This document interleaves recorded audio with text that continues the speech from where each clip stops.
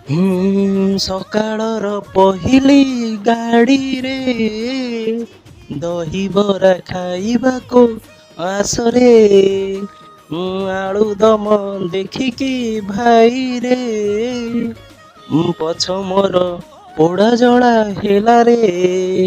ହଁ ଭାଇ, ଖାଲି ଦେଖିକି ମୋର ପୋଡ଼ା ଜଳା ଆରମ୍ଭ ହେଲା। ଖାଇଲି ତଥାପି ମୋ ପଛର କଥାଟାକୁ ମୁଁ ଇଗ୍ନୋର ମାରିକି ତଥାପି ଗୋଟେ ବାଇଟ୍ ଖାଇଲି। ମୋ ଆଖି କାନ ନାକ ଆଗ ପଛ ସବୁଆଡେ ଧୂଆଁ ବାହାରିଲା। ଆଉ ତାପରେ ମୁଁ ଖାଇଲି ନାହିଁ। ମୋ ସାଙ୍ଗରେ ଯୋଉ ଆସିଥିଲା ଟୋକା, ସିଏ ଖାଇ ଚାଲିଲା। ମାନେ ଖାଇଲା ମାନେ ଗୋପ ଗୋପ ଗୋପ ଗୋପ ନାଇଁ ଗୋପ ଗୋପ ନୁହଁ, ଗାଉଁ ଗାଉଁ ଗାଉଁ ଗାଉଁ କରି ଖାଇ ଚାଲିଲା। ଆଉ ଲାଷ୍ଟକୁ ଆମେ ଦହିବରା ଟିକେ ପିଇଲୁ। ଟେଷ୍ଟ ଅଛି, ଟେଷ୍ଟ ଭାଇଙ୍କର ଖରାପ ନାହିଁ, ଟେଷ୍ଟ ଅଛି। ଆପଣ ମାନେ ଆସନ୍ତୁ ଖାଆନ୍ତୁ ଆଫୋର୍ଡେବଲ ପ୍ରାଇସ୍, ସେଇ 50 ଟଙ୍କା। ହଁ ଆଜ୍ଞା, ଆଉ ଲୋକେସନଟା ହଉଛି ଜୈନ ଏଣ୍ଟରପ୍ରାଇଜେସ୍ ନନ୍ଦି ସାହିରେ ଯୋଉ ଅଛି ତା ଠିକ ଫ୍ରଣ୍ଟରେ। ଭାଇଙ୍କର କିଏ ଜାଣିଛ କମେଣ୍ଟ କର। For more videos do follow and subscribe।